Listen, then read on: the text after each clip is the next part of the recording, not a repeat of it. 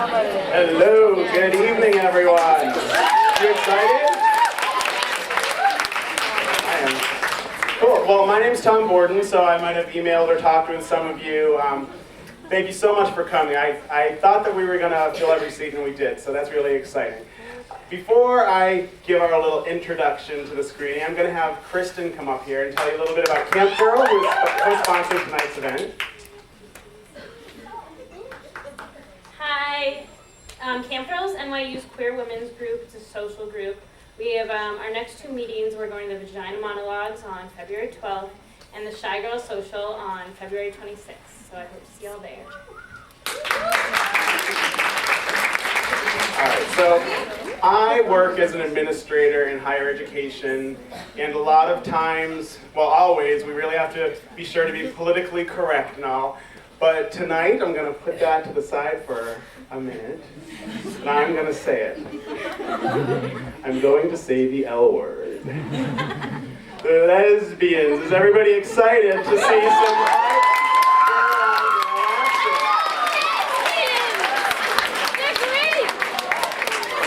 So let me tell you, I got to actually take this DVD home and watch it myself last night, 6 nights before the rest of the world. And it is a hot episode, you're gonna love it.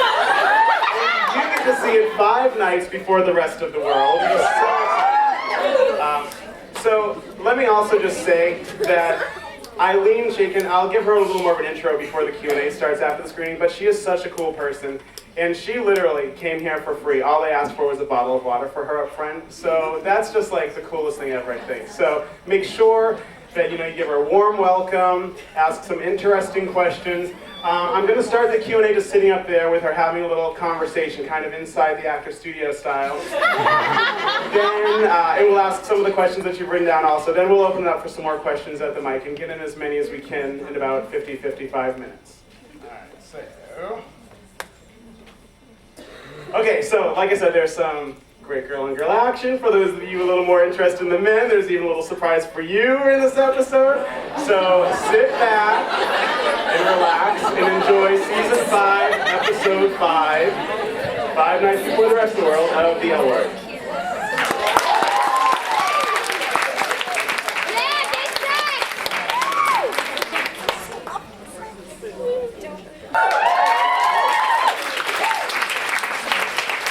I thought I had another minute. I thought they were going to roll credits. Did they not roll credits? No. Okay, I was like, get ready. Okay, so Ilene Chaiken is basically Superwoman. Not only is she creator of this monumental show, but she's also the mother of twin 12-year-old daughters. Early in her career, she was formerly, oh, here she is. Come on down, Ilene.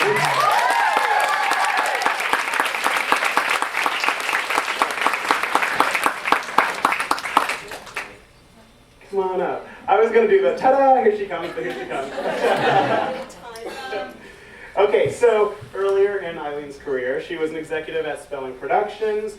She has writing credits including Dirty Pictures, which won a Golden Globe. She has producers credits including the cult classic Barbed Wire, starring Pamela Anderson. L Word is now in its 5th season, and in 2006 they came out with a book called The L Word, Welcome to Our Planet, with excerpts written by Ilene throughout it. And then in 2007 they created a website called OurChart.com. And that is a social networking website for lesbians and their friends. And they're actually, hopefully, soon going to have tonight's Q&A on the website, so you can go back and watch it again. So Out Magazine has named Ilene one of the 100 most powerful gay people.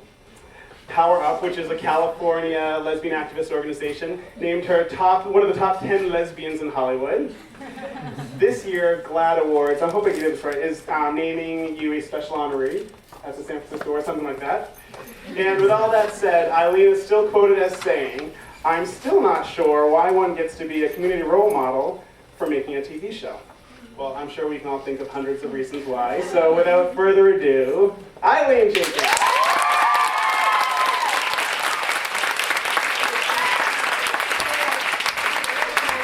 Oh, it's all right. Can everyone hear Ilene's mic? No. Can you hear me? Is it working? Yep. Is that better? We're good? Okay. All right. So like I had mentioned beforehand, I'm going to kind of started off with a little conversation with Ilene, asking her some questions, and then we'll read a few of your questions, and we'll open it up for people to come down to the mic and ask a few more. So, Ilene, how did this show come about? The L word? Yes. I just had a notion that it would be interesting to tell some lesbian stories for once. And I proposed it to Showtime, some folks I was working with. They were the people I wanted to do it with. I'd had a really good time working with them on a couple of other projects. I thought they were the smartest executives, the smartest network I'd ever done business with. And I thought if anyone's going to do it, they are. And if I'm going to do it with anyone, I want to do it with them. When I first brought it to them, I kind of got laughed out of the room. That was in 1999, and it was two women whom I had worked with on a couple of other projects, and they said, really, really interesting, love that idea. The guy in the corner office is just never going to do a lesbian primetime drama. He's just not going to get it. I left their office. I wasn't upset. I actually knew they were right. I knew that the time wasn't right, but I also knew that the time was nigh, that sometime soon we would be getting to do this, and if I could just sit tight for a little bit and revisit it, that I would get a different answer. And it was probably about 18 months later that everything had changed. And Showtime had bought this little English series called Queer as Folk. They created it as an American TV show. It was very, very successful for them. And my movie, Dirty Pictures, was nominated for a Golden Globe. And I went back and I got a slightly better meeting. I got a meeting with a more highly placed executive because I had a movie that was nominated. And I pitched the show again. And the night of the Golden Globes, the president of the network came up to me and whispered in my ear, I think we're going to do that little lesbian show that you want to do. Sure, Dirty Pictures had nothing to do with that, right? It helped. It helped. So making the show, at least originally, did some of the characters or storylines reflect certain parts of your life? No, it's all fiction. Sure.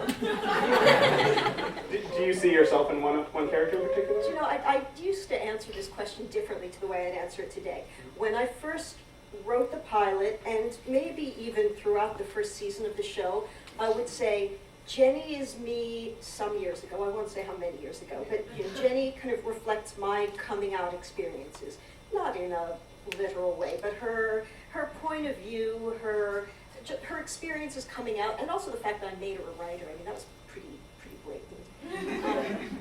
That was my story back then. That was much more the character I related to in the present. You know, driven career woman trying to balance work and family. Just, you know, I mean, who wouldn't want to identify with Jennifer Beals?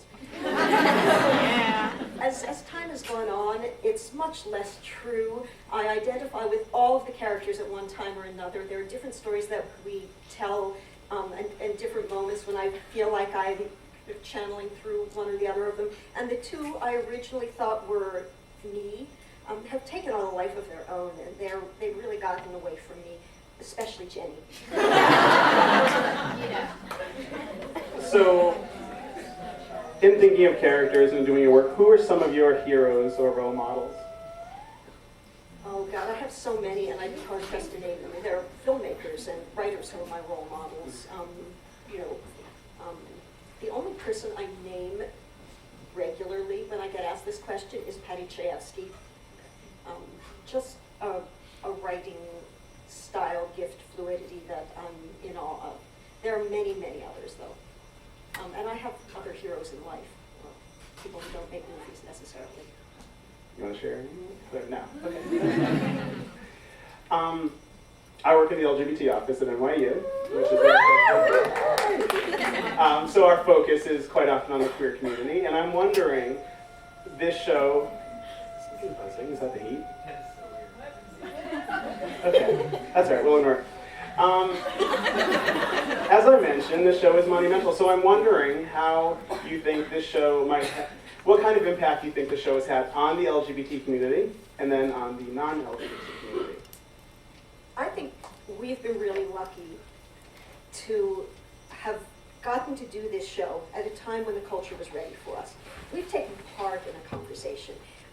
I would be loath to claim credit for things that have happened either in our community or in the world at large, but I think that we've been riding the crest of a wave. We're in the middle of a big culture change, and I think that sometimes we've been a little ahead of the curve, and it's been exciting in those moments when a culture seems to follow us. There is definitely a perception that the L word has changed what the rest of the world thinks about lesbians, and hopefully for the most part in a good way. At least we've put ourselves out there, we've put our stories out there. Not everybody loves every story we tell or loves the way that she's represented in the show, but I think that representation in and of itself is just hugely, vastly one of the most important things that we can all take part in. And like I had mentioned, I've heard Ilene speak before, and representation, I think, is a question that you're commonly asked. And I lived in LA for about 10 years myself, and there are quite a few skinny, gorgeous, size 0 lesbians out there. I've seen them, but there are probably many more who aren't. So let's get to a representation question. I have a question asked by Ash. Ash, you want to wave? Hey? Okay. So the question is, that's so weird. Okay, the question is, why do you only hire gorgeous, skinny, mostly white femme women? Do you really think the L word is doing a good job of being inclusive? Pretty women, but no, this is television, and we are bound by a lot of the conventions of television. The most political thing that we can do is make this show that's telling our stories successful on their terms. We've got to be as good as them and as successful as them and reach people in the same way. I would just give you Grey's Anatomy and ask you if all the doctors you've ever met are that good looking.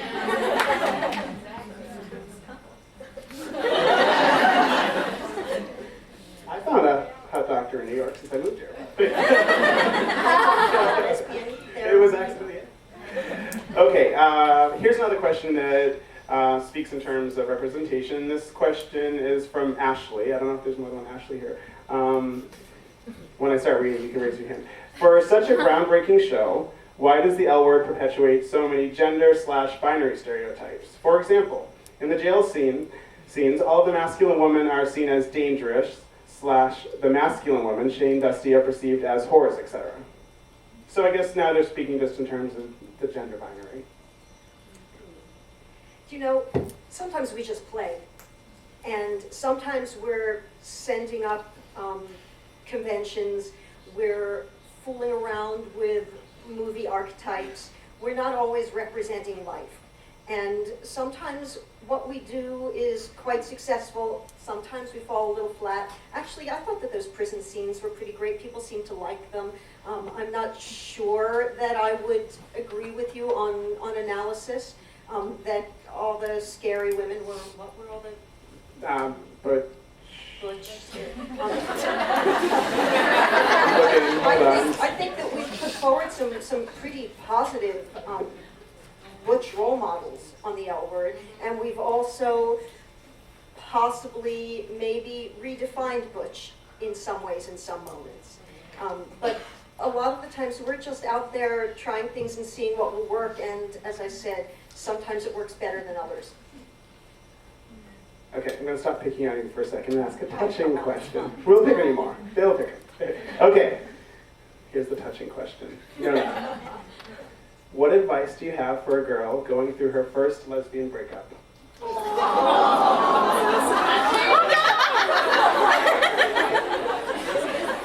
you been asked that one before? No. Nobody ever asks me for personal relationship advice. I think they look at my show and think, I'm not going to ask her. None of my characters succeed in their relationships.